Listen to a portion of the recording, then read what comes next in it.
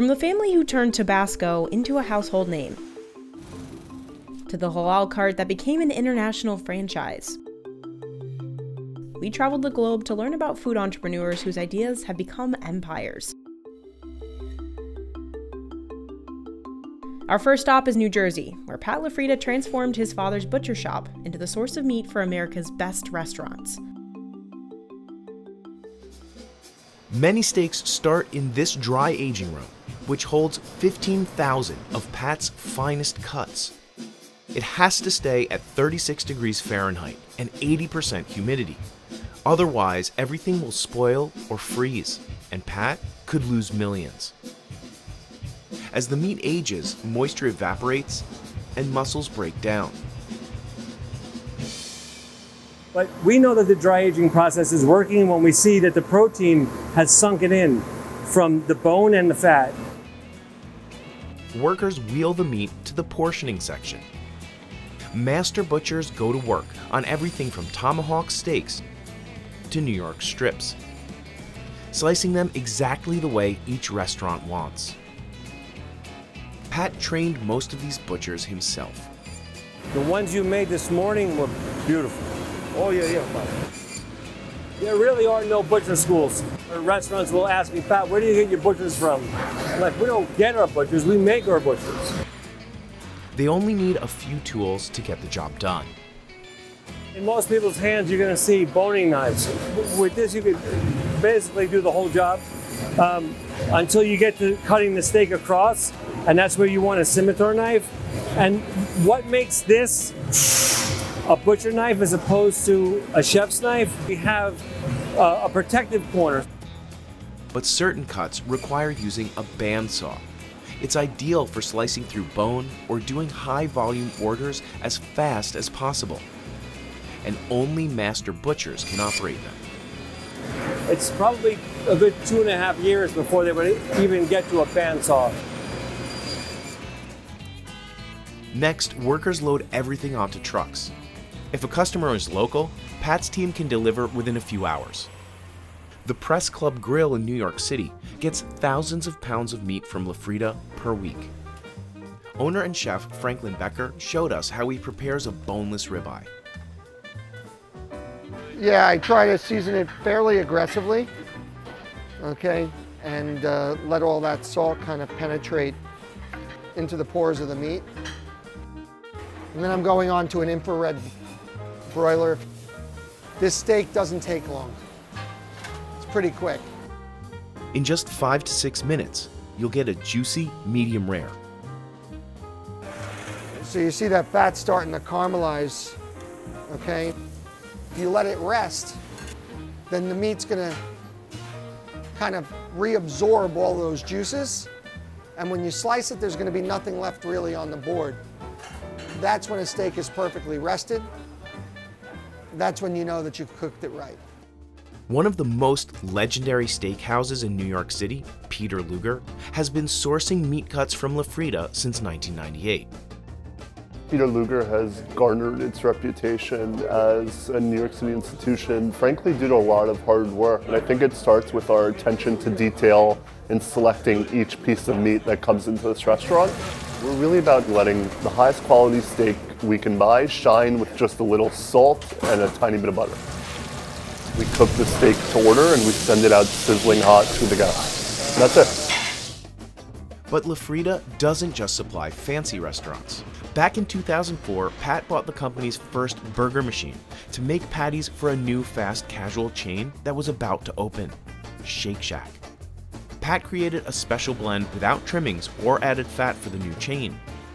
Shake Shack still uses Pat's recipes today, and LaFrieda still supplies patties for more than 100 of its locations. Every burger starts on the main floor. 2,000 pounds of Angus beef are dumped onto conveyor belts. Machines spray them with diluted vinegar that kills potential germs. Other machines grind and mix the meat.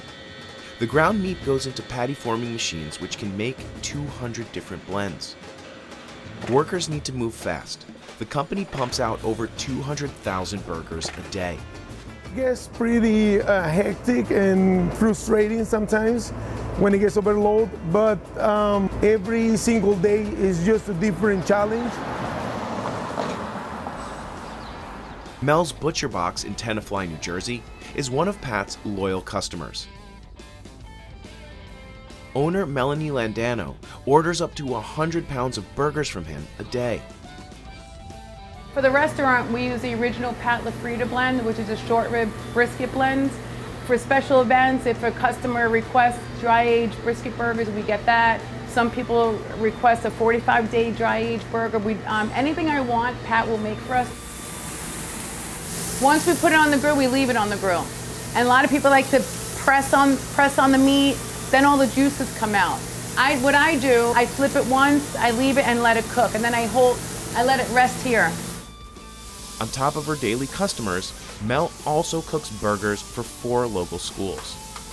On Monday morning alone, she grills over 200 patties for students. So today we're probably going to cook 5 or 6 cases in 1 hour. So it's Burger Palooza. Mel also buys LaFrieda's skirt steaks, ribeye cheesesteaks, and meatballs. Here's our LaFrieda meatballs. This is going with this penne meatball. We're just heating up. This is his grandfather's recipe, and they're delicious. I'm Italian, so I don't use any other meatball but Pat LaFrieda meatball, if I have no time to make my own. So. Family recipes are still an important part of LaFrieda's. Pat's great-grandfather opened a Brooklyn butcher shop in 1922. After moving the operation to Manhattan's growing meatpacking district, Pat's grandfather took over and started Pat LaFrieda Meat Purveyors. Pat started learning the job as a child. My favorite times were cutting meat with my grandfather to my left and my dad to my right. But Pat's father insisted his son try a different career first. He didn't want me to work those hours. He didn't want me in that environment. Pat spent 9 months working as a stockbroker, but then ditched that job to join the family business. A decade later, Pat would be named CEO. And now my dad can't wait for my son to go off to college and come back and run the family business. When Pat joined in 1994, the company had 44 restaurant customers. Now, they have 1,600 and are posting annual sales of $270 million. We are several hundred times larger than we were. In 2021, Pat opened this new $20 million facility. To keep such a massive operation running, Pat has to be more than a manager, though. He does everything. He comes, works in production, he works with us, he goes on the table, he goes to see customers, he oversees everything. It's something I love to do, and I do a lot of my best thinking while I'm cutting meat. To me, it's a relaxing time. Even after this much growth, Pat thinks there's room for more. This facility produces about 250,000 pounds of product a night, and with the capacity to probably triple or quadruple that. So we built it with the space to be able to expand from there. Every cheesecake squirted out of this machine costs twice as much to make than it did a few years ago. Junior's pumps out, bakes, and packages 5 million cheesecakes a year. And the company has used the same recipe since the 1950s, but it's gotten a lot harder. First, there was a cream cheese shortage. You can't make cheesecake without cream cheese. It's impossible. And now, inflation has caused the prices of other ingredients to soar. I've been doing this for 33 years, and I've never seen a time like this, ever. And I can venture to say if my father was alive, he never saw a time like this either. Now that he's taken over, Alan expects a tough work ethic out of all of his employees. This sandwich is not great, Moss. Am I wrong? Third-generation owner Alan Rosen takes us behind the scenes. It's like watching a baby being born, to me. To see how Junior's keeps rolling out its famous cheesecakes in the face of shrinking margins. Here in New York City, Junior's is an institution. But its cheesecakes aren't actually made in the city anymore. In 2015, the company moved to this New Jersey plant. When we took over this building, because we didn't have the space to do it out of Queens. 240 workers whip up millions of cheesecakes and layer cakes here every year. Not surprisingly, every batch starts with the most important ingredient. This year we'll probably go through about 7 million pounds of cream cheese. Juniors partners with Kraft Heinz, the maker of Philadelphia cream cheese. Workers unwrap each of those giant blocks of cream cheese and tip them into the mixing bowl. So far we have cream cheese, we have sugar, we have eggs. Still to come, we have some heavy cream, some vanilla, and I think that's just about it. It's kind of simple. Workers roll these giant mixing bowls over to the assembly line. To speed up production, Alan added automatic depositors. It gets pumped up here into here. This is going to meter out exactly the right amount. First, workers drop a slice of vanilla cake, not graham cracker crust, into each pan. We use cake on the bottom because this is a recipe that my grandfather created in 1950. It's a lot of work just to make the bottoms. Slowly, the pump works its way through the entire batch of batter, plopping perfect dollops into each pan. Then this guy knocks out any excess air. On this line, they're making strawberry swirl cheesecake. The swirl used to be piped by hand, but this robot took over the gig in 2017. Next, the cakes head to baking, but this step also has a unique twist. A lot of bakeries use rack ovens where you just slide the whole rack in, slide the whole rack out. It doesn't work for our cheesecake. His team bakes the dense cakes in a water bath. Spreads the heat evenly, the bottoms of the cakes don't burn, they rise up like a souffle. You can see how the cakes are literally above the pan. When they're golden brown, workers pull out the trays and pour out leftover water. Then, they test the internal temperature. They take temperatures for food safety, but I can see with my eyes. After they've rested, the cakes aren't jiggly anymore. We don't do jiggly, we do juniors. Using this repurposed pizza oven, bakers can heat the pans just enough to release the settled cakes. After the cheesecakes get depanned, we bring them into our blast freezer. Alan keeps it at a balmy 0 degrees inside. But it's not just plain or swirl cheesecakes in this freezer. The company whips up dozens of different flavors of cheesecakes, layer cakes, and desserts. The chocolate mousse cheesecake is hit with a heaping pile of mousse, doused in a waterfall of chocolate, and covered in mini chocolate chips. There's also the pumpkin layer cake cheesecake. Robots and bakers work together to ice it. Leftover cake tops are ground up to make the crumb that goes around the edges. All the finished and chilled cakes converge on the packaging line, from the pumpkin cheesecake to the 24 mini cheesecake variety pack bound for Costco.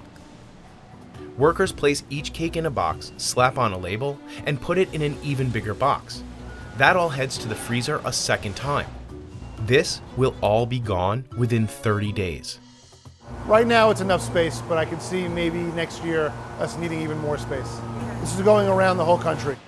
Most of the 6-inch cheesecakes end up in one of the 12,000 supermarkets supplied by juniors. From Wegmans to Kroger, Publix, Stop and Shop, ShopRite. Alan's grandfather, Harry Rosen, opened up the first Junior's location on Election Day in 1950. He said, if we're going to be a great restaurant in New York, we have to have great cheesecake. Some people venture to guess that my grandfather named it after his 2 sons, Walter and Marvin, my father, my uncle, but you know, Jews don't really do the junior thing, so that's a little out the window. Over the next few decades, Junior's popularity soared. It wasn't long before celebrities and politicians were digging into these iconic slices. We started a mail order business late 80s, okay, before food by mail was a thing, and people were calling from Florida and California. Then in 1995 we met QVC. They were doing a search for America's best products state by state. We went on and I think we sold 2,400 cheesecakes in like 6 or 7 minutes. Today, Junior's has 4 restaurants in the New York area, a quick service at LaGuardia Airport, a direct-to-consumer business, and a booming retail presence. Oh, we're definitely the biggest cheesecake company in New York. So the top seller in our restaurants is either strawberry cheesecake or New York-style cheesecake. Visitors from all over the world stop in for a slice. Yeah, my name is Marvin. I'm from Germany. Brownie explosion cheesecake. I think it's like a full meal. But keeping up with all this demand for cheesecake hasn't been easy, even for a giant like Junior's. In 2020, the pandemic shut down all of the restaurants. I sort of joked with my mom that thankfully my dad was deceased before COVID, because COVID would have killed him, not the disease, but the fact that his restaurants, his babies, were not doing what they were supposed to do for, in some cases, 14 or 19 months. At the time, the company's direct-to-consumer sales actually doubled, but then came the great cream cheese shortage of 2021. Last year we started to, we heard about it, and then all of a sudden, Jason calls me and says, there's no cream cheese. I'm like, what do you mean there's no cream cheese? You can't make cheesecake without cream cheese. A cyber attack hit a cream cheese factory in Wisconsin. It wasn't Philadelphia's facility, but Kraft faced spiking demand and supply chain issues of its own. The company struggled to get a hold of starch thickeners and packaging materials. Without any cream cheese, Alan had to shut down the factory, and the team missed a couple of big orders. And a couple of orders for us are trailers full, about 70,000 pounds, so it's a big deal. I was sweating it out pretty good. By early 2022, Kraft had restored cream cheese supplies to Junior's. So we are one of the biggest users of cream cheese in the country. Just in time for inflation to hit. Every ingredient is up right now, from eggs to sugar, heavy cream, but cream cheese is definitely the highest priced ingredient that we use right now. Alan says the price Junior's pays for cream cheese more than doubled, from $1.50 a pound to over $3. It's the demand, it's based off of the butter markets, and dairy prices are just very high right now, and that's why it's affecting the price of cream cheese. Everything is up. Labor obviously is up. Junior sales have bounced back to pre-pandemic levels, with $110 million in expected sales this year. But costs have escalated so dramatically that profits in the restaurant business and the wholesale business are way down. Alan said profit margins dropped by 6%. Oh, it's brutal. No, there's no doubt. It is the hardest time in I've been doing this for 33 years, and I've never seen a time like this, ever. So Alan made the decision to raise prices. Our product cost has literally doubled for cheesecake. Doubled. We can't double our prices. That's impossible. But Alan says higher retail prices haven't stopped customers. No, not at all. I've had their cheesecake hundreds of times over many years, believe it or not, from when I was a kid. Restaurants kind of around where we're from ordered this cheesecake to be shipped to Oklahoma City. But even if food costs continue to rise, Alan says he'll never touch the recipe. We had to move people around and reschedule, but we're not changing any recipes here. That's never happening. Yeah. We'd sooner not make cake. Listen, we have a 72-year history of making cheesecake the exact way we're doing it, exactly the same way forever.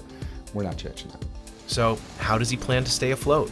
One, with those robots, and then with new products, from cheesecake shakes to updated cake flavors, like this strawberry Christmas cheesecake. Oh my God, that is so good. And finally, Alan says diversifying helped him weather the storms of recent years. Of course, Junior's has the restaurants, but what it makes from supermarket sales is quickly catching up. I would say it's about 50-50. The restaurants drive about half the volume of the company, and this drives about half the volume of the company. I think the fact that we are diversified is what saved us. But is this business sustainable if food prices keep increasing? You know what? The tell will be in the next 3 months. I think it's sustainable because I'm a big believer in our business and how good we are at it, and that people are always going to want a cheesecake. Moving from sweet to spicy, we head to Louisiana to learn how the McElhenney family turned Tabasco into one of the world's biggest hot sauce brands. Tabasco grows peppers just for seeds inside this greenhouse. We're also looking for the plants that produce the richest color red peppers at perfect size, and then flavor too. Christian Brown is the great-great-great-grandson of founder Edmund McElhenney and the company's agriculture manager. Yeah, everything's looking good. No signs of aphids. He sends only the strongest seeds to over 1,000 Tabasco farms around the world. Tabasco says their peppers originate from the Amazon in South America.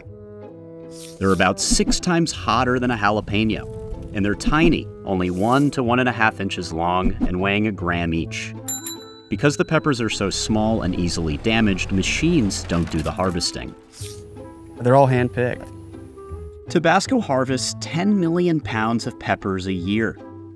This footage is from Louisiana, but the process looks similar abroad. They sprinkle salt on the peppers and use a giant machine to mash them into a paste. Farms ship the paste back to Avery Island through the port of New Orleans. This mash is actually from Peru. We have 50,000 pounds of Tabasco mash inside that container bulked in. This pump siphons the paste into white oak barrels. Some are 60 years old. Most of these barrels in here are essentially a used bourbon barrel. Why white oak? I don't really have the answer. I know it works, and we've been doing it 150 plus years, so I'm not changing it. A team works together to fill and seal each one. One truckload will fill up to 110 barrels, but they can't overfill them because if you have too much pressure, sometimes those caps blow off. Sometimes the lids will pop off overnight. It's a really simple fix. Just kind of move it to the barrel next to it. it can take 30 minutes to finish one row. Since they're old, the barrels don't have a perfect seal, so workers pour salt on top. It lets gases escape while limiting oxidation. Salt on top is just an extra protective layer. There is an imperfection that will help. The team stacks each barrel by mash origin. So this whole bay here, going as far back as you can to get to the wall, is about 1,100 barrels of Columbia 2022.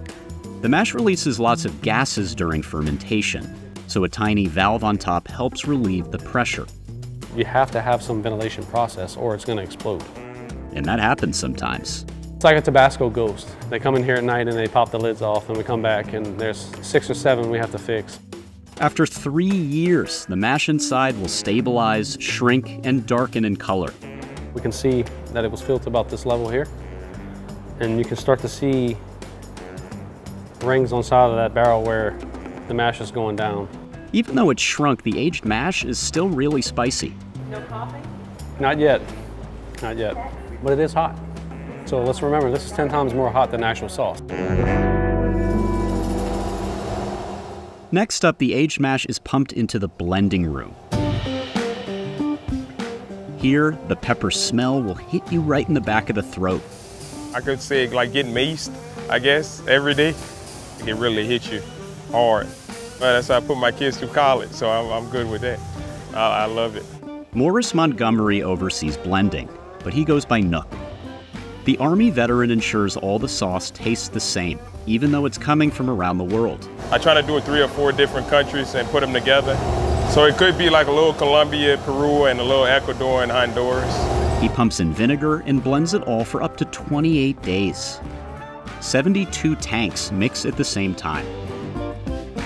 Strainers remove pepper pulp and seeds. Nook will take a sample for the lab to test for pH, and then... This is finished Tabasco sauce, and this is ready to go. Next step to the bottling floor.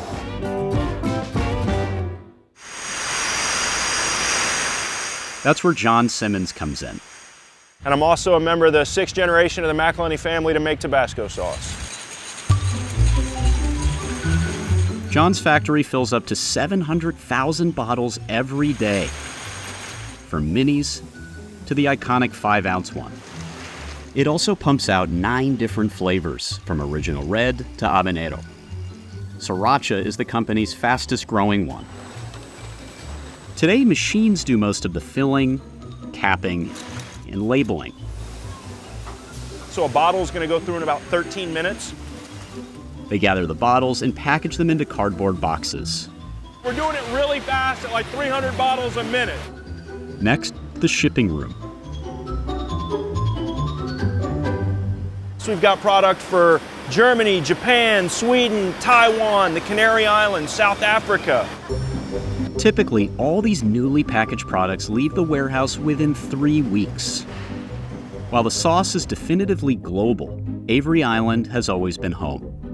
This was where founder and former banker Edmund McElhenney first grew the tiny red peppers. He bottled his first hot sauce in 1868, sealed it with wax, and sold just under 700 bottles around the Gulf Coast. Each one cost $1. He named the brand Tabasco, after the Mexican state known for spice production and exports. Edmund got a patent for it, and by the early 1870s was selling his bottles across the US and even in Europe.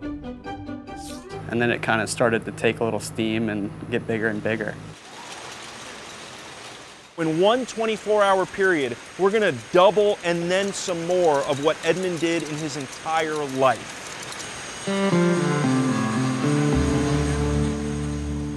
Edmund lived on Avery Island, which is a natural salt dome rising 163 feet above sea level.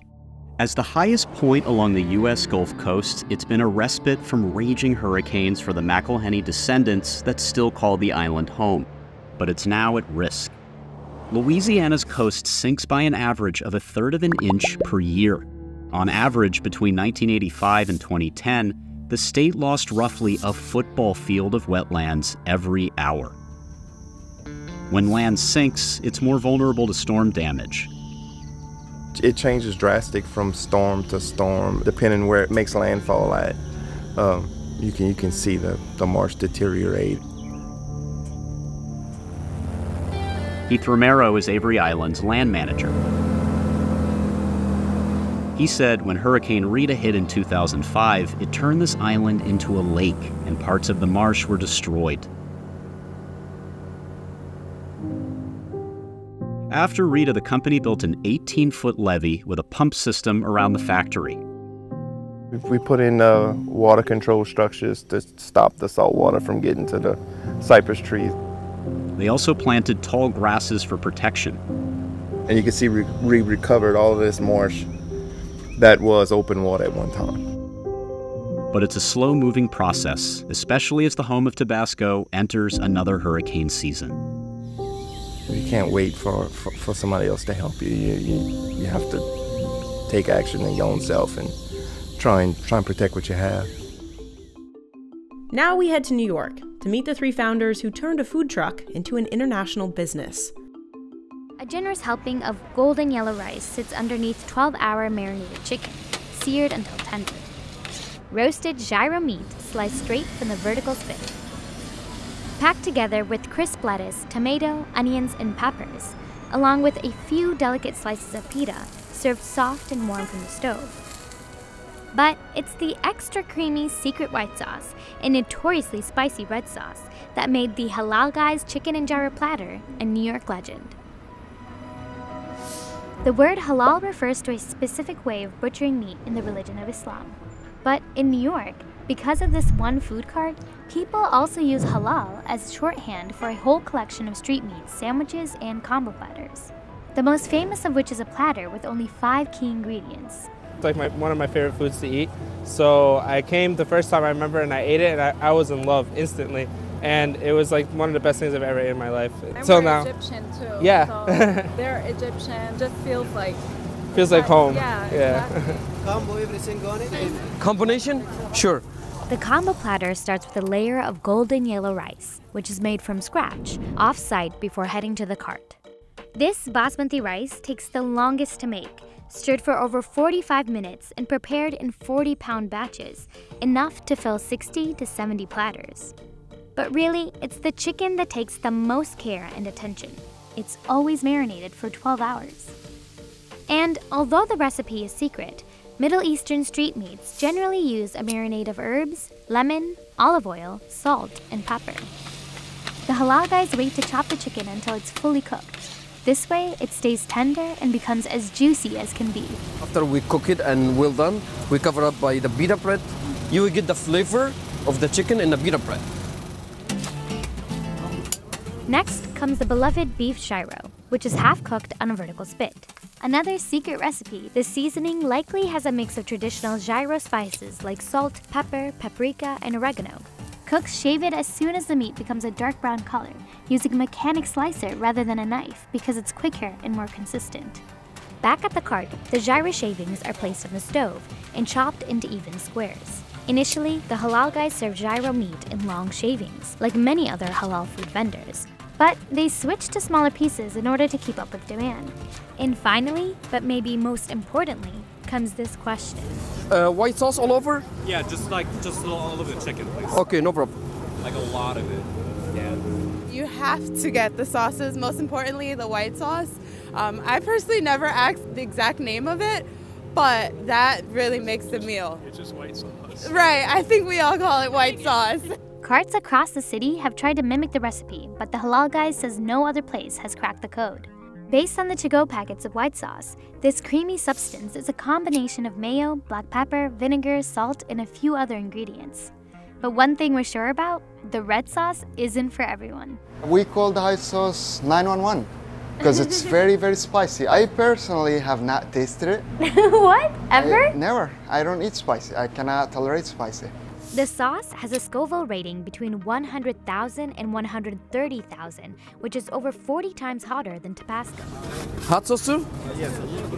The cart guys won't let you walk away without telling you just how spicy it can be, and recommend taking a couple of packets to go rather than drizzling too much on your platter. I love the white sauce, and I love spicy, so definitely love the red sauce too. Recommend both. Next time we'll get barbecue. Okay. Wait, this barbecue? Oh, dude. 30 years ago, there were few halal carts in Manhattan, until the Halal Guys opened one on West 53rd and 6th Avenue. It didn't take too long to win over customers, particularly cab drivers looking for an easy way to eat halal. At that time, they didn't find any halal food in New York City. So they came up with the idea, there's a lot of Muslims here. Why can't we provide a full halal meal for Muslim cabbies? And it started that way. Now, street meat is everywhere. But those cabbies have spread the word about the platters and gyros specifically from the Halal Guys. We have deals for cab drivers, okay, like better pricing, couple of bucks cheaper, something, discount. Not to mention, there's even an express taxi line for drivers only. It's unfair, but this is their policy, that if you're a cab driver, you don't have to wait in the line. You just skip from here and we give your sandwich or whatever the meal and you keep going. So. Halal street food has become a staple meal for New Yorkers and a rite of passage for visitors. The cart has been praised by magazines, radio stations, and celebrities. Just something you have to try. It's like you can't go to New York and not try Halal Guys. What does it remind you of? Home, love, sweetness, not sweetness, spiciness. Oh my God, the chicken is so tender. The rice is exquisite. And the white sauce, I would die for the white sauce. Just how the white sauce complements the chicken and the spices that it's marinated in. I really loved it. I regret not trying it sooner. Now I'm gonna spend the rest of my life eating more of it. Back in Louisiana, Madison McIntyre shows us how he built a crawfish business that makes roughly $500,000 annually. These crustaceans are big business for Louisiana. They contribute $300 million to the state's economy and end up across the U.S. Do you ever sneak a bite? But you can't help yourself, especially when they're hot. But this industry didn't even take off until recent decades. In the 80s, some rice farmers took a massive gamble. They experimented with cultivating the crawfish that lived below their fields. And it paid off. In just 9 years, Madison McIntyre has built one of the biggest crawfish companies in the state, handling up to 4 million pounds a year. Never imagined that it would be to this level, nor was it our goal. It kind of just happened organically. But because the farmed crawfish industry is so young, it's like the Wild West, unregulated and fast-moving. So how exactly did Louisiana's rice farmers come to harvest crawfish? And why do they stay in such a tough business? Crawfish are freshwater crustaceans, related to lobsters and shrimp. And they're native to Louisiana's bayous, rivers, swamps, and rice fields, like this one. And if you look closely, you'll see some holes. There's one right here. They go by all sorts of names: crawdads, crayfish, mud bugs. They come out the mud, literally. From late September to October, rice farmers flood their fields, and the crawfish emerge from their burrows hungry. By November, he can start catching them in rows of traps. Mauricio Guillen, nicknamed Junior, heads out on the crawfish boat, which doesn't have a steering wheel. And all that's controlled by foot pedals that are at his feet. Armed with thick gloves, he empties each trap. He has just 7 seconds to dump out a trap, load in more bait, and drop it back in the water. And that's just how much ground it covers between each trap. He's got to move quickly so the crawfish don't die in the Louisiana heat. Junior's pretty fast. He's a lot faster than me. This table helps them weed out any unwanted critters. And it separates the crawfish by size. The smaller peelers can fall through here. You know, they'll go from underneath here and then into these sacks. But crawfish's big break didn't even come until the 1980s. Rice farmers' profits were dipping. So looking for another income stream, they took a big risk and cultivated crawfish alongside the grain. Fourth-generation rice farmer Jim Johnson was one of them. It just works almost perfect together.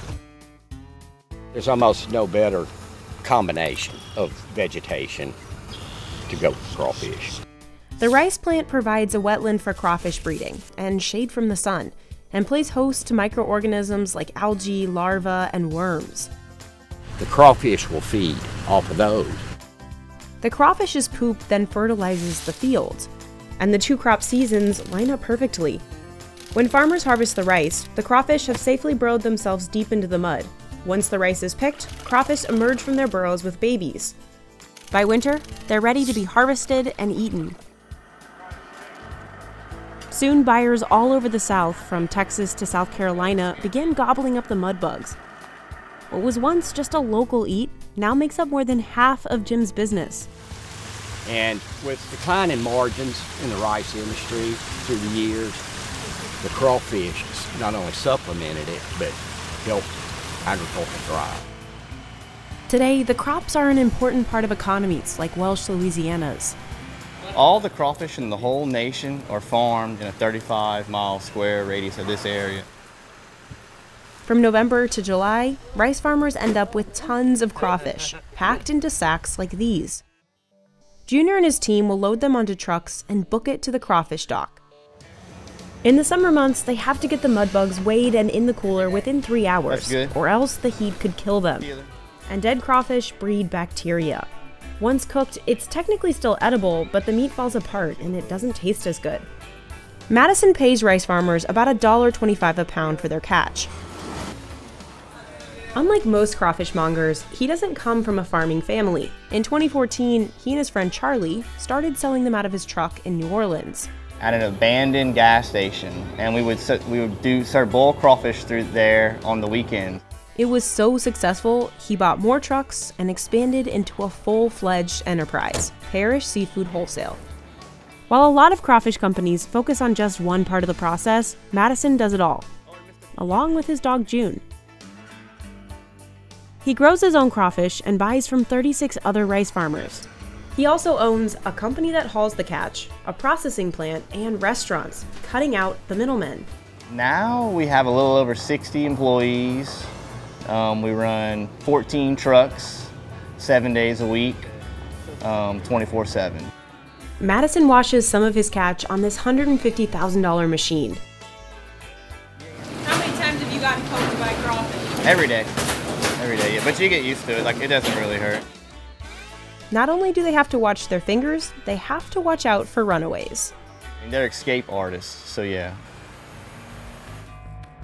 Crawfish have to hit the coolers right after washing to keep them alive until they're sold. Madison tries to move the high-grade, larger crawfish within 12 to 24 hours, but that's not always easy. It's all pretty much done on a handshake. There's no contracts. You have to be careful because people can buy all of your crawfish in the beginning of the season, and then as soon as the catch picks up, they can leave you and buy from somebody else. Stranding crawfish in these fridges. It can be a lot of pressure. The low-grade, smaller crawfish are easier for him to move because Madison just sells it to himself. Then he sends it to his Bro Bridge factory to process the tail meat. Workers start unloading the crawfish off the trucks starting at 4 a.m. They dump them into tanks and skim off any dead or weak ones from the top. Then they give the mud bugs a wash. A conveyor belt drops them into a giant steamer basket. Using a system of tracks, a worker carefully lowers the basket into a vat of boiling water. Just like lobsters, crawfish go in alive to get the best flavor. That's why it's so important to keep them kicking until this moment. It takes just 2 minutes to cook them through. Then Madison and the team break them down this steel table into the peeling room.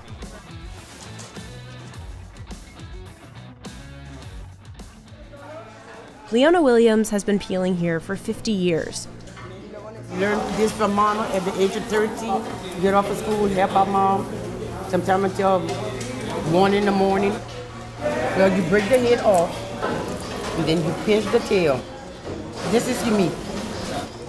Peel them well to make sure that the veins are out for sure. She can peel about 40 pounds worth a day. And you gotta be kind of fast at it. That's about the only way you could make money. They get paid $2.50 a pound. Are you the fastest one here?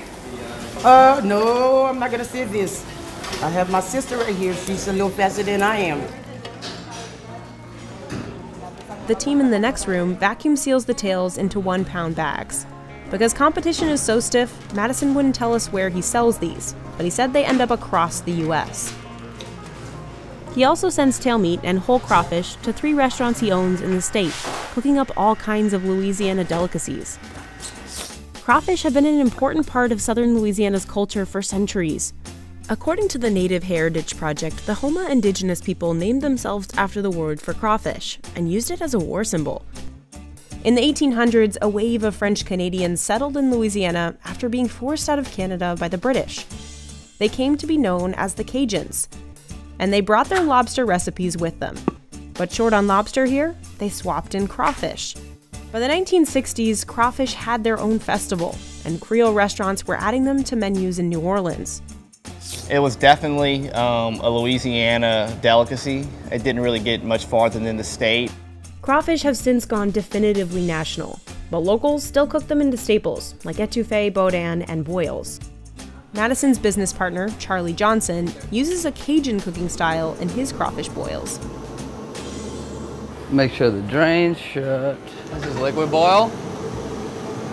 So I'm adding that to the water. He first boils the corn and potatoes, drains them, and then cooks the crawfish last. Right there, when the tail starts to kind of separate from the head, there's that little white line. You can see the meat. That's usually a telltale sign that they're ready. While New Orleans Creole chefs add dry seasoning to the water crawfish boil in, out here, Cajuns dump on the dry seasoning after they're cooked. We shut that ice chest and we let them steam. I think the magic happens in the ice chest. That's when they start to soak up those seasonings. Down here, folks stop by the restaurant well into the evening. The Cajuns also love their dip. While back in NOLA, they don't use any sauce. That's not all of us. Yeah. With his factory, weigh station, and restaurants, Madison has become a considerable player in the crawfish industry. We're building a new facility that's going to be focused on air freight crawfish. But his success hasn't come without its challenges. As the industry boomed over the last 20 years, lots of people tried to get in on the action. By 2019, the number of crawfish farms in the state had doubled. And then came inflation. Madison says costs soared 40%. Last year, fuel alone cost him $150,000 more than normal. That's a lot of money that would have been profit. Yeah, labor's pretty high, and we have mostly foreign labor. 95% of his staff is working in the US on a visa. And then we also have to house them and pay for transportation. You can't find local or American labor that would work as hard as these guys do side by side with us. Madison says he pays them just under $14 an hour, almost double the minimum wage. We'll put in 15 and 18-hour days, 7 days a week. So it's very demanding. We don't get to see our family as much during the season, but they don't get to see their family at all. Soaring operation costs and low margins have forced dozens of Louisiana crawfish companies to close. And so the people that came in just for the get-quick-rich scheme are not making it right now because of how tough the market is. Madison says the size of his company has helped keep him afloat. You know, we could absorb those blows, but a lot of people unfortunately couldn't. What big changes have you made to make it through this kind of oversupply? We don't get big salaries. Madison said Parish Seafood Wholesale saw $500,000 in profit last year, and he paid himself just a $20,000 salary. He also says he invested more than 80% of the profit back into the company. So if anything ever breaks or if coolers go out, we have backup everything. You know, backup trucks, backup ice machines, backup freezers, backup coolers. We have multiple forklifts, which are all just luxuries. Because in an industry where one bad season could send a company packing, Madison has to fight to keep each crawfish alive. I think, you know, in the next 5 or 6 years, it'll be very lucrative again to be in this industry because there'll only be a handful of people doing it. Bagels are to New York what crawfish are to Louisiana. We take a peek inside Utopia Bagels' kitchen to see how this shop makes 100,000 of them a week.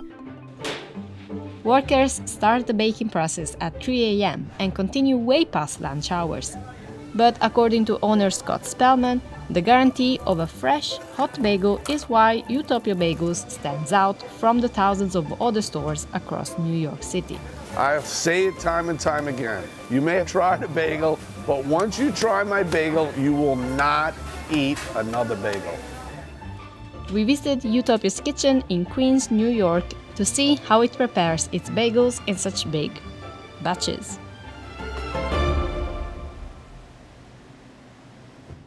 It all starts with a 41-year-old dough recipe that uses barley mold. It's a really old school way of doing a bagel. Most stores that make bagels today use brown sugar, but to make a good quality bagel, you need this ingredient. Next, they add salt and a large scoop of Puratos Bagel Improver. So what that does, it softens the dough inside and it crisps the crust outside.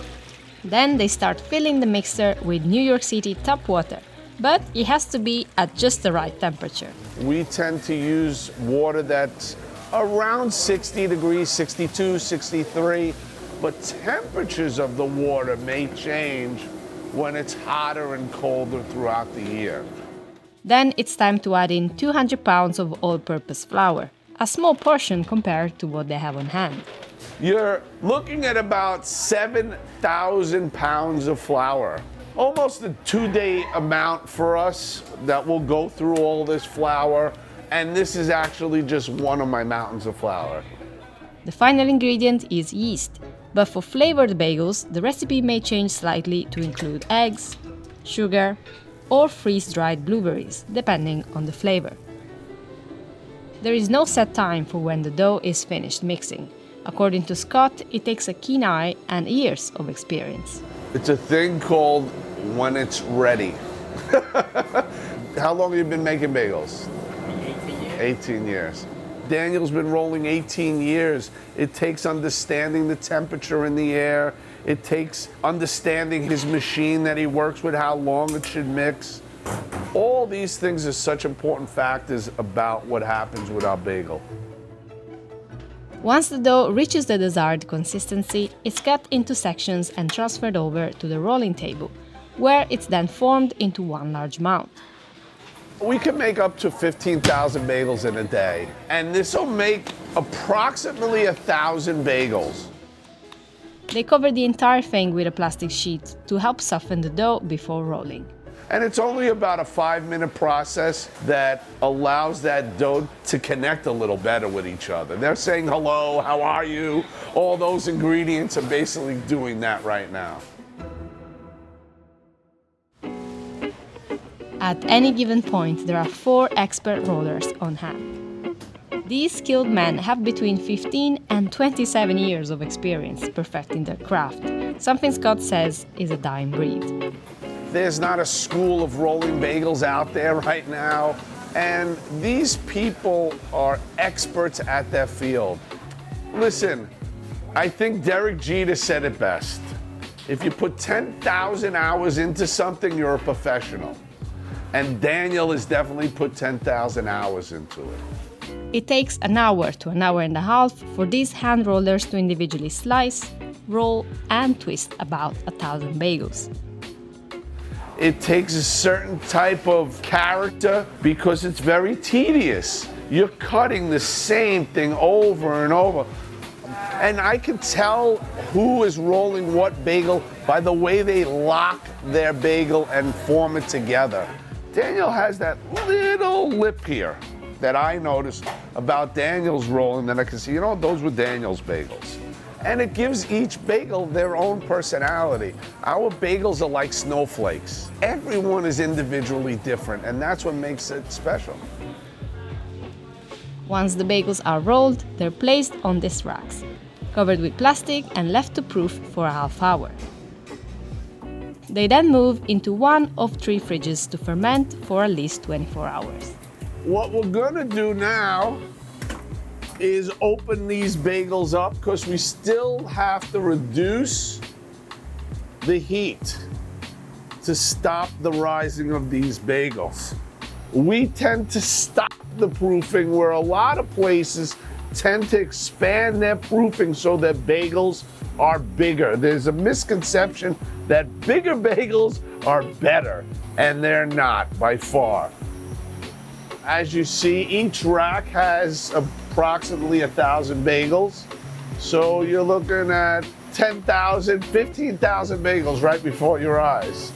And this is only one of my fridges that we keep the bagels. Here's my second fridge.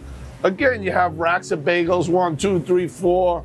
We have close to 7,000, 8,000 more bagels. So this is basically where we'll keep our everyday making of the bagels.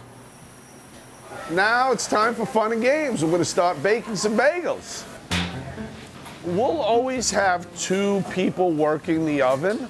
So there's a kettle man, which we'll call him. So he'll control the flow of the bagels into the kettle.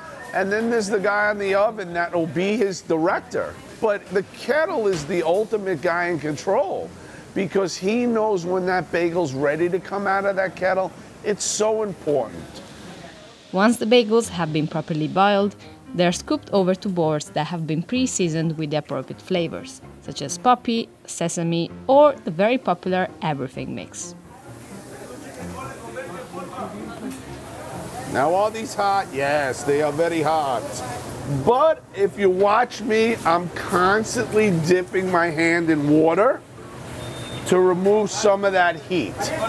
Now, this again is where we put on both sides.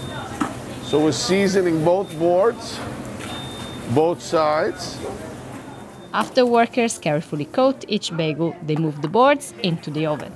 Now, why we're putting them on boards? Because if we put these bagels in straight, they would stick to the slate that they're being cooked on.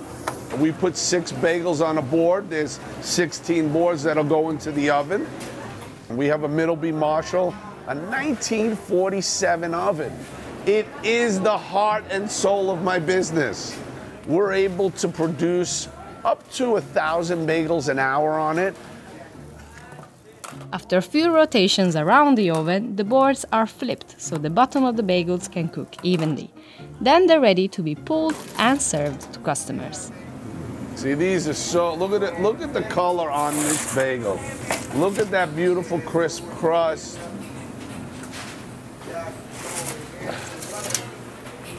My son always does the knock test, but feel that crisp crust? Look at that steam coming out of that bagel.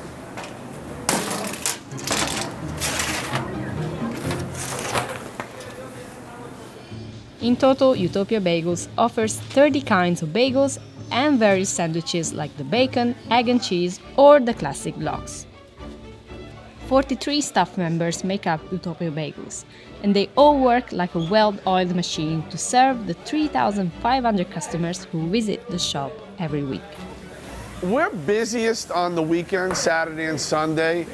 We could have a line lasting for 8 hours straight. But you get me crying about my customers because our fan base is like none other. It's like a landmark. Everybody's been coming here for over 50 years. It's like a home place for everybody. It's the atmosphere, it's the people, It's the owner. Everybody's so nice here. And when you come in, you feel welcomed. Everything is good. I've been around to other bagel stores, but there's no place like home. Scott treats you like family when you come here. Utopia Bagels is the best. The most important thing about our bagels is right here. And I get emotional about it, but it's the heart and soul. Every worker here has heart and soul. It truly is something I live for and something we work at. You know, my passion for making people smile with our food and what we produce is a joy for me. It really is. Bang Cookies started at farmers markets. Now, George Kwan and his team have grown the business to multiple locations. Here's how they make 20,000 cookies a month. George and his team source ingredients from all over the world. Whether it's grass-fed butter from New Zealand, chocolate chunks from Europe, or macadamia nuts from Hawaii, each one affects the way these cookies bake and taste. The shop's bestseller is its most classic rendition, the sea salt chocolate chunk cookie. This recipe uses a mix of white and brown sugar, locally milled organic flour, grass-fed butter, and both milk and semi-sweet dark chocolate. The different chocolates give it different nuance of flavors, so it gives it more complexity. So it kind of counterbalances the difference between the sweetness of the actual milk chocolate versus the semi-bitterness of semi-sweet chocolate chunk. Each cookie is topped with a sprinkle of sea salt because when it hits your mouth, it hits it in a way that you're biting into the cookie and then you're tasting the sweetness and the saltiness in combination. Another popular pick off the menu? We love the s'mores. S'mores, I really love that one. I know they do a s'mores cookie really well. It's like nice and gooey but with the crunchy outside. This one's notably more time consuming to make than the rest. Every single s'mores cookie that we do has to be pieced together with broken graham crackers that we break by hand and then manually put it in. Finally, each cookie is individually packaged in plastic, so customers can see exactly what's put on the inside. It also keeps them fresh and soft. I feel like it's gooey, it's big, I can taste that it's organic, it's like good ingredients. Bang Cookies didn't initially attract customers for cookies, but rather the name of the shop itself. We wanted a name that would be able to draw attention because we didn't have the marketing funds at all. We wanted something that's outlandish because we're the new players in the farmer's market. So we decided to call ourselves Bang Me Bakery in the very beginning. A lot of customers would look over and is that a real name? Yeah, it is. Let's try the cookies now. And they did. The name changed to be a bit more kid-friendly, but the customers kept coming. It's 5:26. What time did you get online? 4:10. Because Jessica at the pizza shop said we have to try them, that they are so awesome, and for us to please get her a t-shirt. And with so much demand, Bang Cookies has already opened 2 locations in Jersey City, and they've got plans for more to come. That means more cookies for customers across the country, who've already had them shipped to states like California, Alaska, and Hawaii. Here at this noodle shop, we meet Jason Wang to see how he grew a casual Chinese eatery to 12 locations across New York City. Head to New York and you'll find several Chinese noodle shops dotted across the city. But the wide hand-ripped noodles from the shop celebrated by Anthony Bourdain. This place is unbelievable. This place is great. Come from here. Now this is the central kitchen, where the popular spicy cumin lamb plate is made from scratch. Spicy cumin lamb is a dish that's pretty commonly found in most of mainland China, like northern parts especially. But to put the lamb along with our white noodles, we're the first to do that. Is that because you guys liked noodles, or you felt like New York would respond to the noodles with the lamb? You know, we were like, all right, something cumin, something lamb, let's make this dish. So this is my favorite, right? And then the noodles is my father's favorite because he's a noodle person. He's not that much into rice. So that's how it came to be. The noodles start out like this, a simple dough mixture made with flour, water, and a little bit of salt. And then how long can that sit before you have to pull? 最多不要超过半个小时。如果超过半个小时以后呢，它可能就面容易，就是拉很容易，但是呢，煮出来可能这个面有时候会有点发，效果不是很好。So David recommends letting it sit for 10 minutes. But if you ask Jason... I say 20 minutes of resting. Once you take it out. Do you guys differ on certain things, or are you pretty much like... I'm pretty consistent. He changes his mind all the time. He's like, a year ago he'll have standards like these, and then yesterday he'll be like, I want to change the weights for this, and then... But one part of the process never changes, the noodle pull. Each portion is pulled to order. If they're pulled early and set aside, the noodles will lack their signature chewiness. How do you know when you've pulled far enough? Ideally 5 feet. Oh, wow. Right, so, but I just go by... I'm 5'3". There you go. As tall as you. Me. That's about, there you go, that's about Okay. right? Yeah, so, For reference. After they're stretched, Jason strips each noodle down the middle and throws it into boiling water.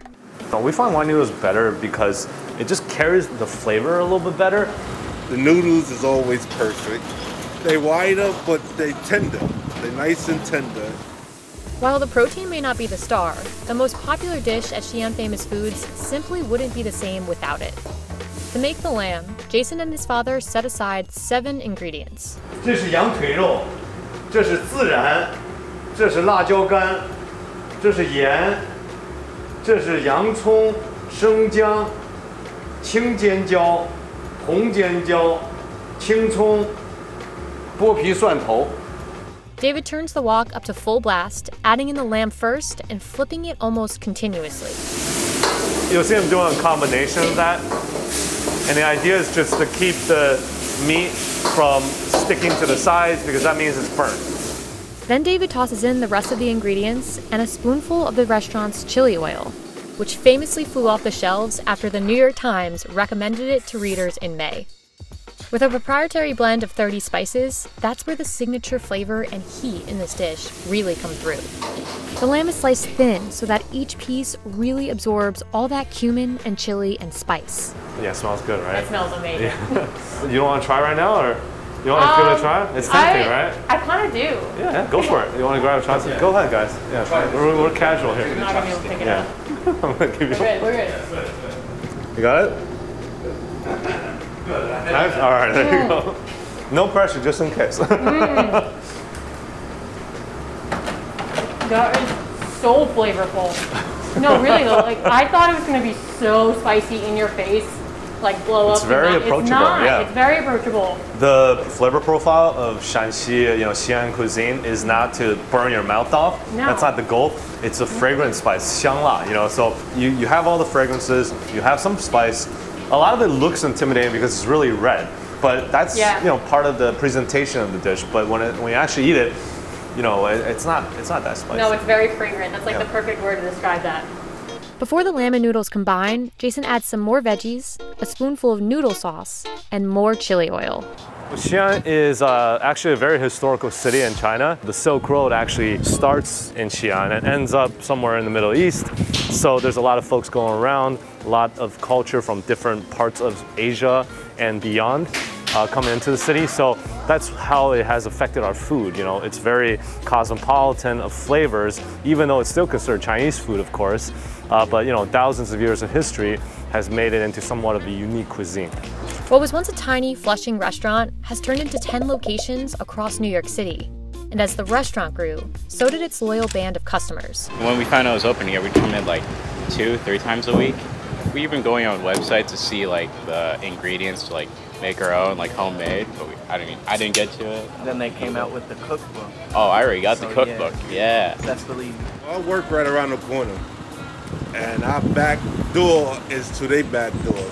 How often do you come? 4 times a week. This is the most vitamin D I've gotten in like 5 months. Okay.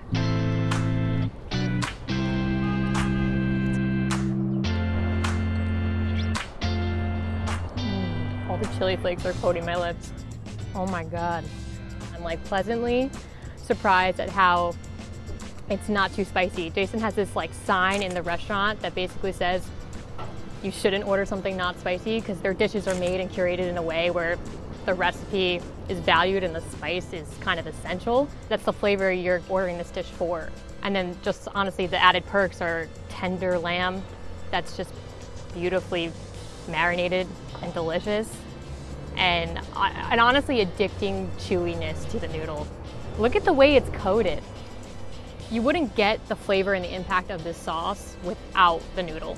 Like the noodle is there to accompany that sauce, and like it carries that flavor throughout this whole dish. And it's just like a nice fieriness. It's really, really good. It's a reason to come to New York. Oh yeah, for sure. It was worth the stop? It was worth the stop, yeah. Try it. You will not regret it.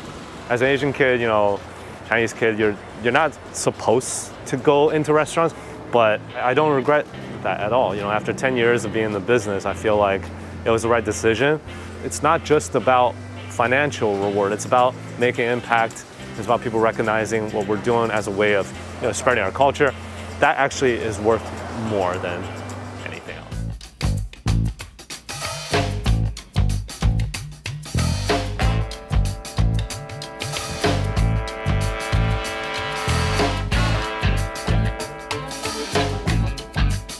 Orwashers Bakery was founded in 1916 by Abraham Orwasher, a Hungarian immigrant determined to bring quality Eastern European breads to his local community. Since being sold to its current owner in 2008, the business has expanded to 2 brick-and-mortar locations, plus a massive wholesale production facility, which makes bread for some of the biggest restaurants in NYC. All right, so today we're in the Bronx at Orwasher's giant factory. This is where they make the bread that's getting sent out to some of the biggest restaurants and supermarkets in the city, and we're gonna go get a behind-the-scenes tour to see how it's all done.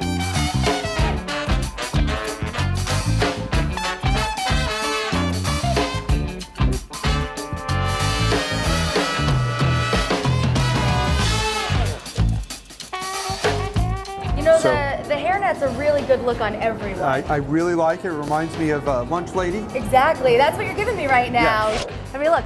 Great. Ta-da! Pose. Pose. You ready? Yep. The factory is split into 3 separate areas for mixing, shaping, and baking.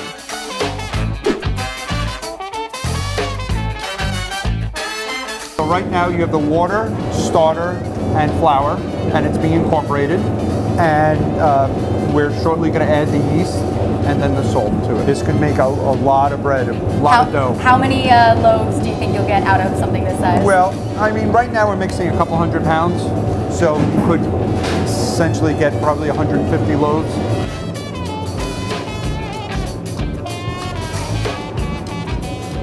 A lot of dough.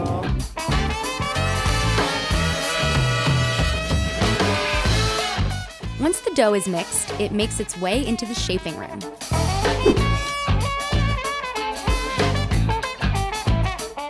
Bakers and machines work together to shape 40 different types of dough daily, which will produce over 150 different types of bread products overall. They make everything from the classics like ciabatta and sourdough to more original options like the nutrient-filled raisin and sunflower seed spelt.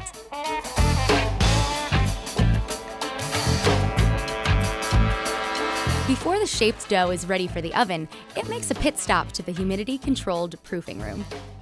Here you go. Whoa! Oh, it's like a sauna in here. Well, not quite. I mean, I feel like this is good for my pores, though. After proofing and fermenting for various amounts of time depending on the type of dough, everything eventually makes its final destination into the oven room.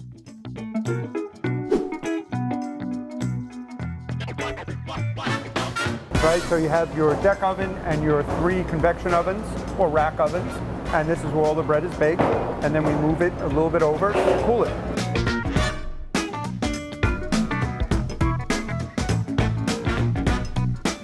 The freshly baked bread is then shipped out first thing in the morning, 7 days a week.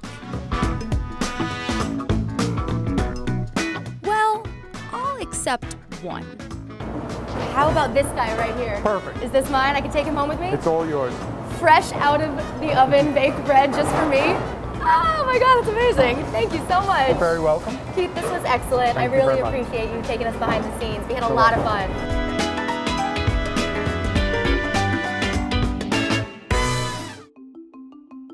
Next up, we meet a Sicilian father and son duo who turn their shop into a big business, pumping out thousands of pounds of cheese each week. been coming here for about 20 years, and it's the best Italian food on Arthur Avenue. Best mozzarella I've had. You can go across the country, you can go across the world. There's not better mozzarella than this place. Hey guys, it's Spencer, and today we are on Arthur Avenue in the Bronx. I'm super excited because we're heading over to Casa Della Mozzarella. This place is known for their epic hand-pulled mozzarella and amazing Italian sandwiches. So let's go check it out and meet the king of mozzarella. Walking into Casa della Mozzarella, you're instantly transported to Italy. The narrow shop is full of dried pastas, hanging deli meats, and, of course, lots and lots of mozzarella, which the owner and his son make from scratch every single day. With countless awards and media coverage, Orazio Carciotto and his son Carlo are now local celebrities. But they didn't start out that way. The story just is incredible if you think about it. I call it the American success story, the American dream. He came here from Sicily. He was about 27 years old. My mother said, if you want to marry me, you have to move to his country. He came here with no English, and slowly and surely, he built his name through sacrifice, through hard work, sweat. No, I did it little by little, everything. Nobody, I can say in front of God, nobody helped him or nothing. Nobody give me one penny. So they make you feel like proud, not even proud of myself. Yeah. In the first years after he moved to America, Orazio worked odd jobs, ultimately ending up here. When the shop's original owner wanted to retire, he helped Orazio buy the business. It officially became Casa della Mozzarella in 1993, and the family's success has skyrocketed since then, thanks mostly to the fact that their mozzarella is really, really good. If you want to put it, classify yourself for mozzarella man, you have to know everything about mozzarella. Start it from the beginning. To me, mozzarella is like art. I find food is art, of course, in general. But for me, you know, we started with a blank canvas, as you saw. We started from just a box of curd. And then we blended it, we molded it. And then we just formed different things. And as you see throughout the process, we'll form different shapes. We'll do bocconcini, as we're doing right now, knotting it. We'll do mozzarella, we'll stuff things with prosciutto or the typical famous burrata that's been so famous lately. It's so simple, but yet it's not. One of the reasons they're so successful is pure dedication. In the early days, Orazio made everything himself, working non-stop to ensure his products were of consistent quality. Now that Carlo is around, he's finally able to take a small step back.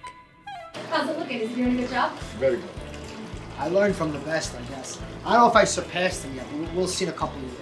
Now remember when I said that to me mozzarella is an art, because look how we just started. We started with a canvas of curd, and now we have a finished product.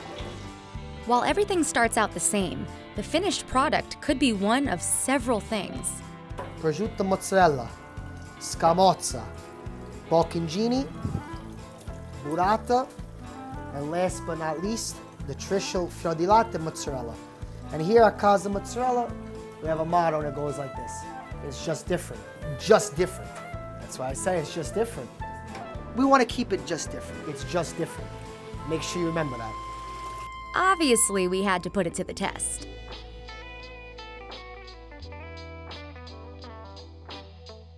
One, two, three. Wow.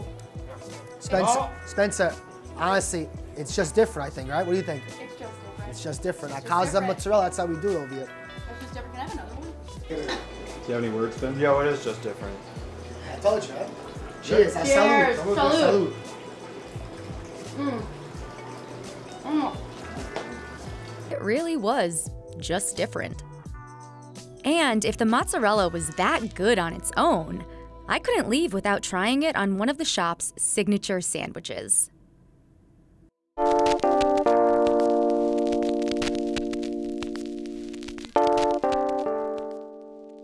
What are your most popular sandwiches here? The most popular sandwich, boys, what would you say? The Casa? The Casa. The Casa for sure, which is mozzarella, prosciutto di Parma, sun-dried peppers, and a little bit of balsamic glaze. It's kind of like if you go to McDonald's.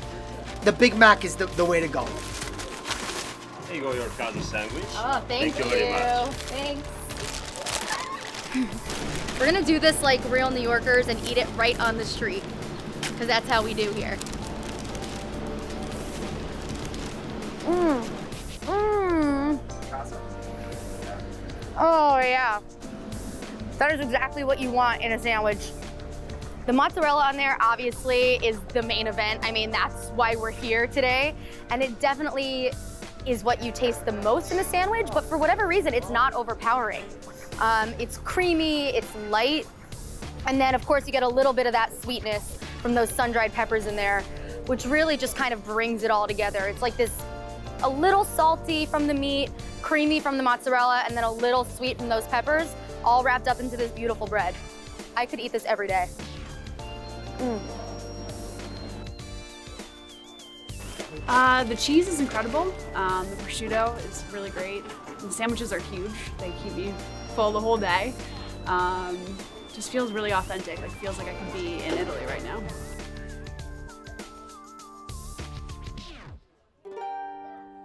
So if you work hard, believe me, you will reach the place you want to reach.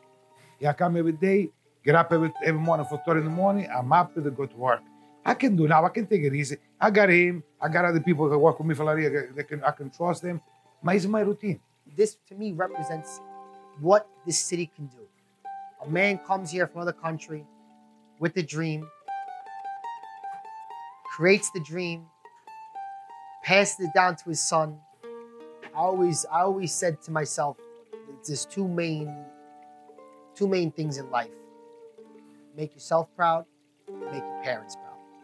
And when I go outside, that for me, the biggest accomplishment would be people who say, hey, Carlo, how are you? Doing good. Look, remind me just of your father.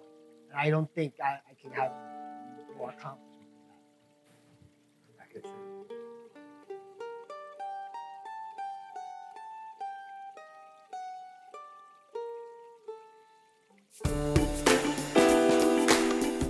Now we meet the New York entrepreneur who became famous for her pasta. Toast to a magical pasta adventure. To a pasta adventure.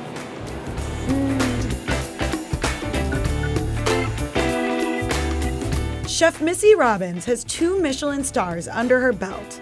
After the success of her first solo venture, Lilia, an Italian restaurant in Brooklyn, she recently opened Missy, pronounced like her name, but spelled differently. Robbins initially learned the art of pasta making while living in Italy, but today it's New Yorkers who are clamoring for a table at her Brooklyn restaurants. My friend Josh Beckerman, aka the Foodie Magician, is a famous food Instagrammer / magician, and I knew he was just the guy to get me in at Missy. Hey guys, it's Allie from Insider. And it's Josh Beckerman, the Foodie Magician. And Allie, I wanted to take you today to one of my favorite restaurants in all New York and probably America, Missy. All right. Let's do it. Missy, do you know Allie? Well, I told Allie this is my favorite pasta restaurant in America. I've never been here before. I've been to Lilia. I love it, so I'm dying to try. Why haven't you been here? Because it's a really hard table to get. Yeah. Well, you know people. We can help you with that. Now I know people. We can help you with that. I'm dying to look around and see how the magic happens. All right, great. Where do you want to start? Pasta room? Yes. The pasta room is where Missy and her team make 10 different kinds of pasta each day. The walls are windowed so that both diners in the restaurant and people walking by on the street can see how the famous pasta is made. So these are the oki. What she's done is she's sheeted out 2 sheets of pasta, and we have the filling here, which is a combo of sheep's milk ricotta and cow's milk ricotta, and she pipes all along and then covers the second sheet and then just punches them out with a little ring here. Apparently there's some people saying I made up the shape. It's not true. Well, you know what I would call that shape? A circle. But that's just me. I don't know if you actually did. Well, and then what's happening over here? Over here, these are really cool. So these are called malaritas.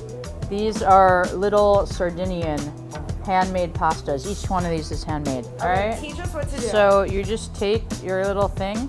Okay. And you press your thumb really hard so that it curls over itself. Okay, There you go. Great. You Hold got on, it. Hold You on. got Let's try again. What's Josh doing? I'm doing a little curl. He's so Josh, delicate. all right, ready? One more, ready? Look at that. Yeah. Press and move. Okay, it's harder than it looks. Yeah, it But, is. ooh, Imagine how that these one's guys pretty. feel. Can I try it? I eat raw pasta all the time. Look at That's this. really good. I created a new shape. It's called the doodle pasta. Doodleini. You're hired. Once we learned how to make the pasta, it was time to learn how to cook it. We are going to make chickpea pappardelle with chickpeas, rosemary, garlic, lemon. Why don't you guys come back here and make it with me? What people don't often realize about cooking pasta is like you want to undercook it in this part so that you can finish cooking in the pan. I used to go to this place in a tiny town in Tuscany and eat a pasta that was chickpeas and rosemary and garlic and cheese, and I, for some reason, have been thinking about it since then, which was 19 years ago, and finally put it on a menu. I don't know what took me so long. Josh, how excited are you right now for this? Beyond. This is a dream come true for me. Toast to a magical pasta adventure. To a pasta adventure. At the end, there's that little lemon zest. Just at the end. It's subtle, but it's perfect. You see why I've wanted to make this for 19 years? I love the story behind this because I feel like I'm kind of transported back to, you know, your time in Italy. And Yeah, every dish for me sort of has like a reason of why it's on. I think there's a familiarity to my cooking that makes people feel like they're eating something they know, but they're eating it in a little bit more refined fashion than they can necessarily do at home, but it makes them think of things they might have grown up with. Finally, it was time for the moment of truth. Tasting the pasta. Oh. Here it is. Oh, That looks yeah. incredible. It smells amazing. Oh my God, they're beautiful. It's Thank gorgeous. you so much. Thank you so much. Sheep's milk ricotta inside of the ravioli. I love that. What are you tasting right now? The Bartarger adds that little salty fishiness to it, which I like. Mixed with the lemon. This is a very addictive dish. I gotta go for more. You know what I always say, Allie? Is diet starts tomorrow. I say that every day. It's a diet. I take pictures of everything I eat and put it on my Instagram at Foodie Magician. Anyways, I want to do like a nice picture of this spaghetti. So can you like twirl it up? Oh my God, this is stunning. This is the beautiful. I want to get it out. Oh my God. Is it good? I know, he's really jealous right now. Give me some. Come on. This is super savory. The other was a little sweet, but the fennel on this gives it a really nice touch. I like that it's, you know, a little licoricey. Yeah, a little earthiness to it. And you have these Sicilian almonds that gives just the right nuttiness.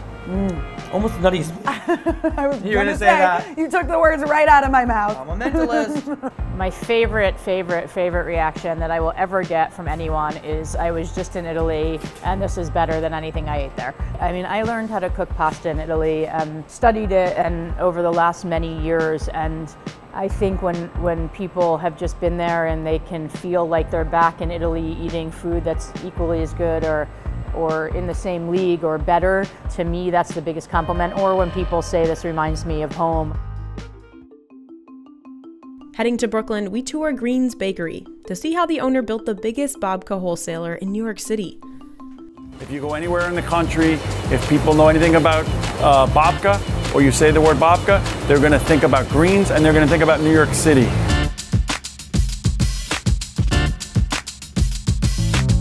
Green's Bakery is a third-generation family-run business based in Brooklyn. It's actually New York's biggest babka wholesaler, and it sells its legendary babka to some of the most iconic delis and markets in the city, some who replace Green's packaging with their own. Whether it has our name or not, you're going to find that it's Green's babka. So if you've ever bought a loaf of babka in New York City, there's a high chance it came from Green's. The 70-year-old business produces roughly 4,000 loaves a day, 6 days a week. Its babka comes in 2 flavors, chocolate and cinnamon, with chocolate babka being the best seller.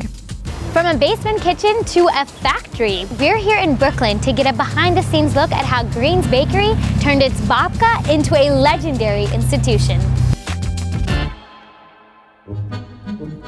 Green's Bakery was born from the traditional recipes of Hannah Green, a Holocaust survivor who came to the United States from Hungary after World War II. When she brought her family to the U.S. in 1948, her sweet, braided babka recipe also came in tow. Hannah Green started off making babka for just friends and family when she first moved to the Lower East Side. Then, Green began selling her treat at her son-in-law's restaurant called Green & Ackerman in Williamsburg in 1980 as a dessert called kokosh cake. Customers and neighbors fell in love with her cake, requesting it nonstop. She was not really thinking of it as a business, she was thinking of it as a way to help the people in the neighborhood and share her love. Her son would go to the local supermarket and take empty boxes and bring them back so she could deliver them to the people, and all of a sudden it became the basis and the format for a business model. After 10 years of fulfilling orders from the basement of the restaurant, Green's family decided to relocate to Brooklyn in 1991 and opened for business.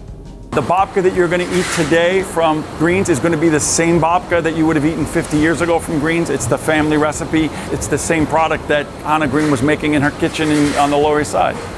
Over the past few years, Green's has expanded its inventory to include other Jewish and Eastern European pastries like rugula and honey cakes.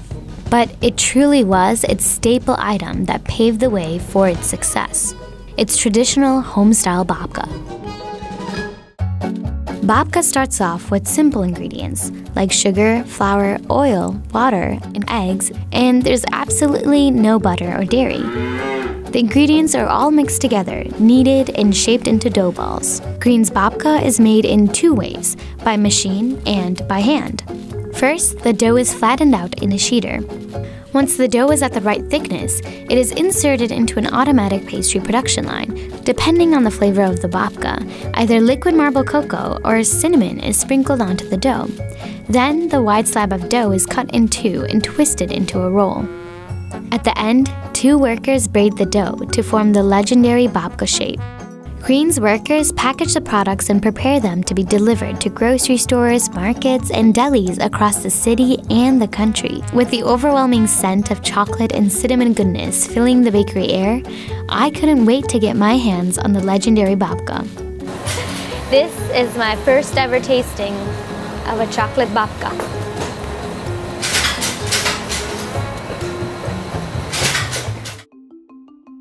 The edible insect industry has taken off in recent years. Here in Ontario, we learn how one company built a cricket empire. Most of these crickets will be milled into a powder that can be used like flour. It's good, you can't even taste the cricket. Or you can snack on them whole like chips. This one is barbecue flavored. Though you may be thinking this is a strange choice for food, crickets actually contain more protein than beef without any of the environmental damage. A lot of manufacturers and entrepreneurs were looking for safer, more sustainable protein sources to add to their product, and for us it's been quite a boon to our business as a result. We went inside Canada's Entomo farms to see how they turn crickets from bugs to brunch.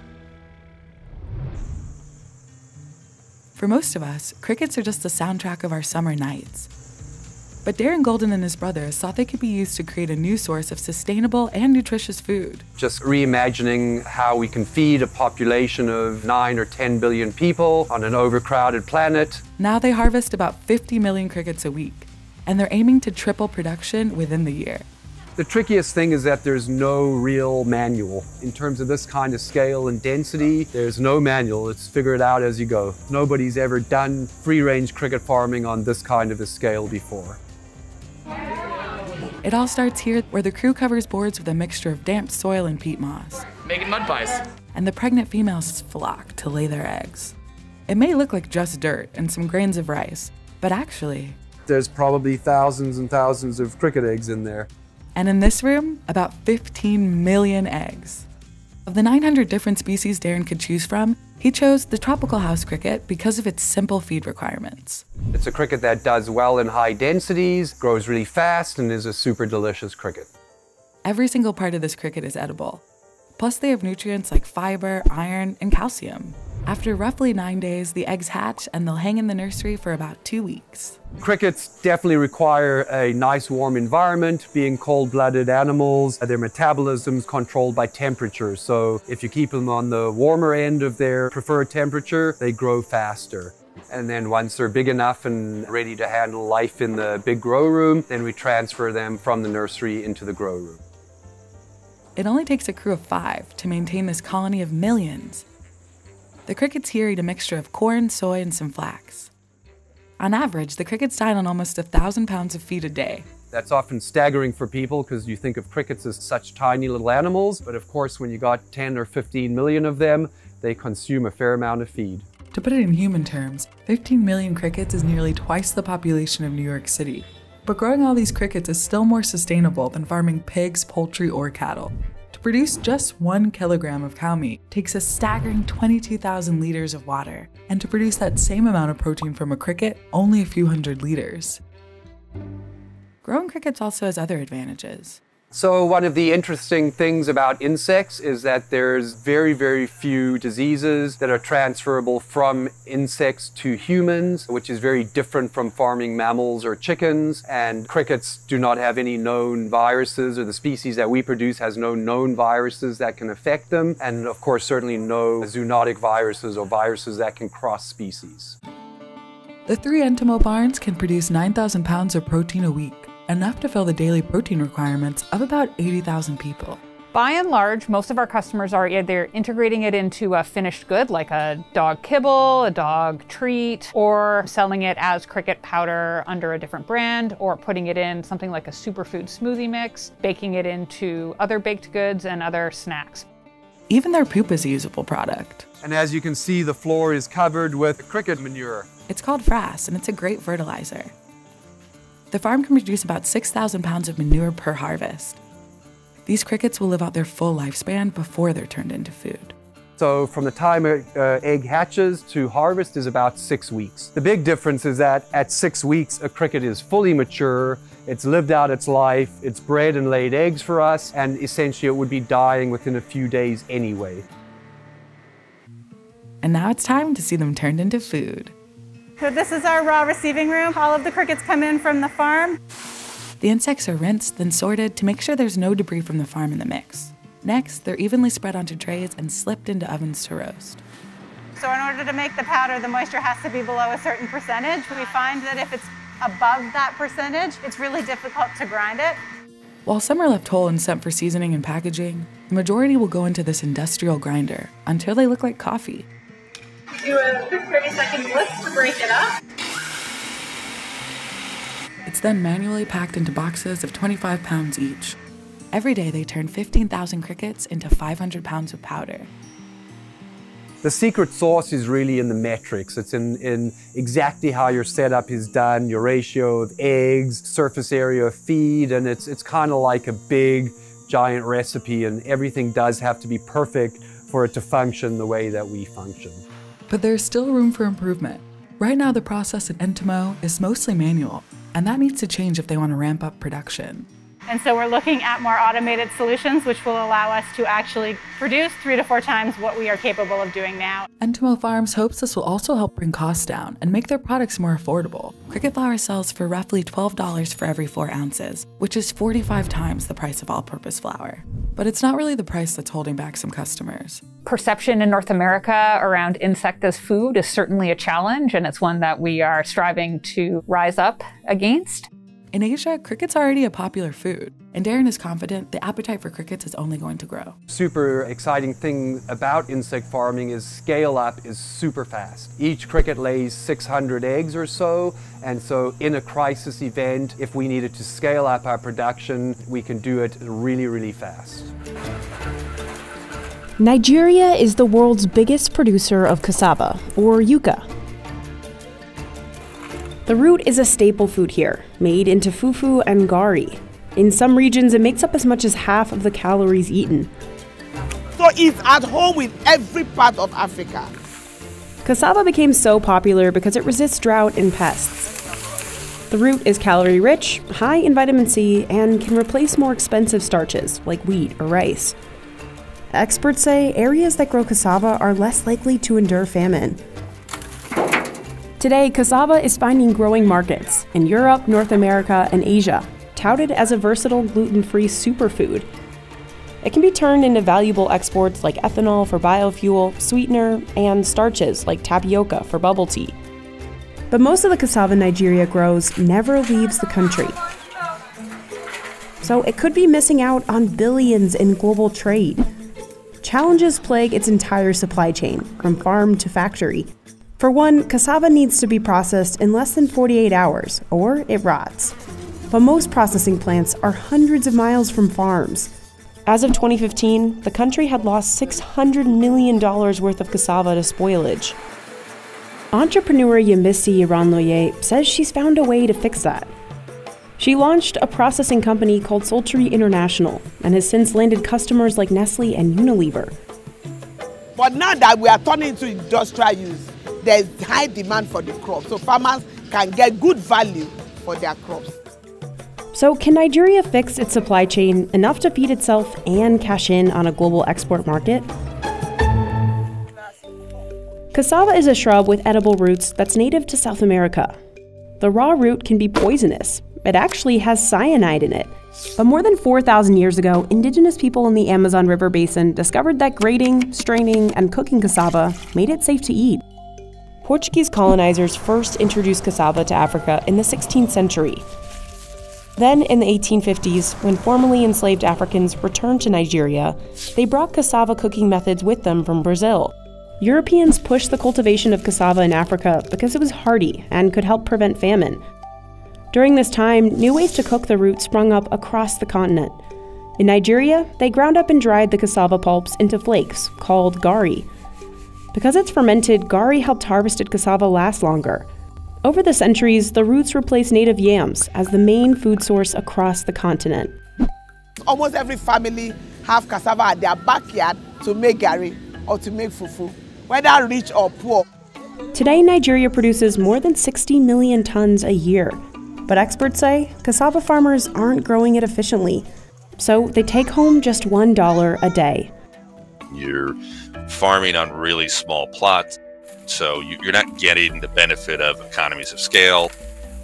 Large-scale farmers usually grow more delicate crops, like corn, rice, or wheat, because they can be more profitable than cassava. And they get a little bit more of a premium spot in the allocation of land.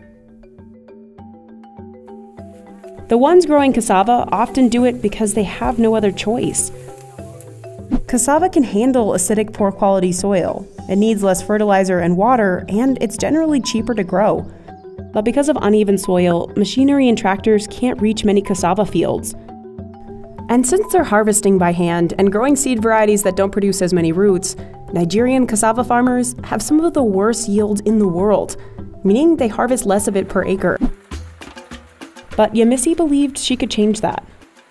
She spent years saving up money to open her own cassava processing business in 2005, Psaltry International. We started with 17 farmers. The youngest of them was about 55. Some of them have died now, blessed memory. She grouped farmers so they could buy and cultivate more land together, like this nearly 500-acre farm. Farmers have moved from 1 acre to about average of about 20 acres today. She brought in Foluke Adeleke as a head of agriculture to introduce new, stronger cassava varieties onto her partner farms. This ayaya is a new variety and it is known for its good starch content and it has a better yield. The roots are big, so you can see it's very big. Yemisi has also been able to introduce tractors on some plots, speeding up harvest by 150%. Because these farms are harvesting more cassava, Yemisi can pay more. She cut out any middlemen and directly pays farmers nearly 4 times more than the open market. Now, farmers know how much they'll make off their crop before they even plant. We've been able to move farmers from less than $1 a day in the last 10 years to about $10 a day today. All of her efforts have gotten a lot of attention. Over the last 18 years, she's partnered with 10,000 farmers. Out of which about 6,000 are men, about 4,000 are women. After pulling up a load of massive roots, workers throw them onto trucks bound for Psaltry's processing plant. 90% of the country's cassava is eaten locally, mostly as gari and fufu. Aderoju Adijat has been a gari producer since 1995. Every day, her factory processes 2 to 3 truckloads of cassava.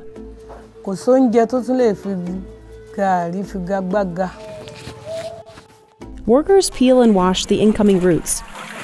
Then they grind, drain, press, and fry the cassava to make the gari's signature flakes. The peeled cassava has to be soaked for 3 days to make the staple side dish fufu. It's pounded, sieved, and drained before forming a paste.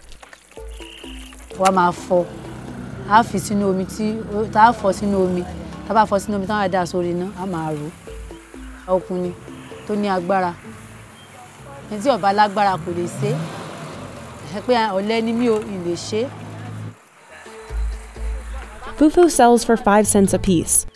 Yemisi, however, envisioned processing cassava into much more valuable products, like starch and sweetener. But she faced another big challenge: getting these roots to factories. Since cassava is almost 75% water, it's perishable and can spoil within just 48 hours of harvesting. So it basically needs to be processed in some way almost immediately. But most factories are near cities, down long roads in poor condition. I saw farmers were traveling 200 kilometers, 300 kilometers, and before they get there, the crops are bad or trucks are broken down. Until recently, 40% of cassava grown was lost to spoilage, and processing plants weren't working at capacity. So Yemisi tried something different. So I decided to relocate the factory to a place that was near the farmers, even though far away from the customers. Because once it's processed, cassava won't spoil as quickly. Today, Psaltry handles 100 million kilos of cassava a year at factories like this one. This is the area where the reception is done. That's Ogubo Odegwa Florence, the plant manager. The payloader that brings heaps of cassava drops it inside this silo. The belt takes the cassava to the dry cleaner. That removes some preliminary dirt, dust, sand. A wet wash finishes the cleaning process. And gets into the peeling machine so that further peels can be removed from the cassava. Those peels will be used as animal feed. They're a cheaper alternative to corn feed. Then the crusher chops the cassava into smaller pieces. The final processed cassava starch, or flour, can be made into a number of products, from pastries, breads, noodles, seasoning for Nestle, and tapioca pearls for bubble tea. This is also the first sorbitol factory in all of Nigeria. The sweetener it creates can sell for over 10 times the price of raw cassava. Unilever uses Yemisi sorbitol to make products like toothpaste and mouthwash. Imagine how many we are in Nigeria or in Africa, and all the sorbitol imported into Africa come from Asia. And yet we all must brush our mouths every day, whether we are poor or rich. While huge customers have helped Yemisi become one of the largest processors in the country, she hasn't been able to export much. She does ship her sorbitol internationally, but hasn't had luck exporting flour or starch, and she's not alone. Nigeria is the world's top cassava producer, but it's ranked 59th on the global list of exporters. In 2021, Thailand earned nearly $1.3 billion from exporting cassava, despite producing less than half as much as Nigeria. That same year, Nigeria earned just $1 million. It's not like the demand isn't there. The global market for sorbitol is expected to rise as more people turn to sugar-free products. Nigeria actually has to import 95% of its starch because demand outpaces production. Rising wheat prices due to the war in Ukraine have driven up interest in cassava flour. And then there's ethanol, a valuable biofuel. also used in beer and winemaking and pharmaceutical products. Some estimate cassava ethanol production alone could earn the country billions. But the final problem is adoption. Yes, cassava is an important food staple, but Yemisi says not enough Nigerians know that it can also be processed into lucrative export products. Now, the government has done things to help increase demand domestically, but experts say it needs to invest more to boost exports. And producers have told us they want more government support, like building better roads near farms and increasing investments in new cassava varieties. Because Yemisi thinks Psaltry is proving cassava investments can actually work. I remember like 12 years ago, farmers with farm, they were to call the cows to come and eat it up because nobody to buy. But now that we are turning into industrial use, there is high demand for the crop, so farmers can get good value for their crops. If Nigeria can grow, process, and export more, it could tap the huge economic potential of cassava. We grow the highest amount of cassava in the world. We are now ready to take our place at the global scene.